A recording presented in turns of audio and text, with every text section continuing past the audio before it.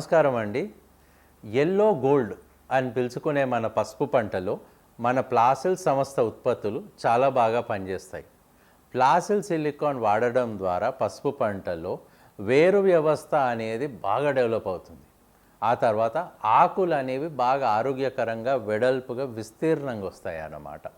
So వేరు ఆకుని బాంచే చేసి ఈ యొక్క 100% న్యాచురల్ ఫర్టిలైజర్ ఏం చేస్తుంది అంటే పంటకు మంచి బునాది ఇస్తుంది.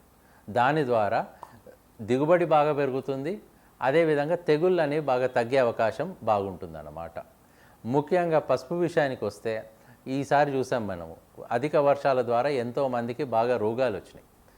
అయితే కానీ మన ప్రోడక్ట్ వాడిన వాళ్ళకి ఎంతోమందికి రోగాలు అనేవి బాగా తగ్గినాయి. ఇంకెంతోమందికి అయితే రానేలేదు. చాలా బెనిఫిట్ చూపించింది రోగాల నియంత్రణలో.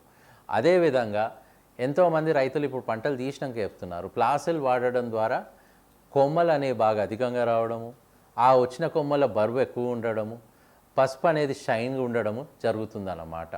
ఇంకొక ముఖ్య విషయము, పసుపు పంటలో చాలా కీలకమైనది కర్కుమిన్ శాతం.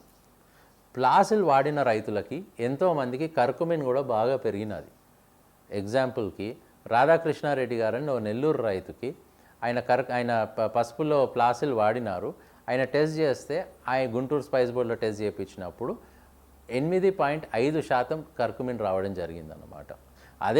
అదేవిధంగా మీకు వేల్పూర్కి చెందిన చిన్నారెడ్డి అనే రైతుకి ప్లాసిల్ వాడిన దాంట్లో 2% వస్తే సేమ్ సీడ్ ప్లాసిల్ వాడిన దాంట్లో 4.5 నుంచి 5% మధ్యలో వచ్చింది. ఇది నిజామాబాద్ స్పైస్ బోర్డులో టెస్టింగ్ అయ్యింది. సో ఇక్కడ దిగుబడి పెరుగుతున్నది.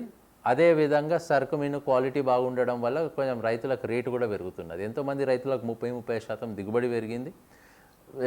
క్వాలిటీ బాగున్నందుకు 10-15% రేటు కూడా బాగా వచ్చిందనమాట. అయితే ఇది నమ్మడానికి మాత్రం కష్టమే. అయితే మీరు ఏం చేయండి అంటే కింద ఉన్న నంబర్లకు మీరు ఫోన్ చేయండి. ఫోన్ చేస్తే మన రైతు సేవా ప్రతినిధులు మీతో మాట్లాడతారు.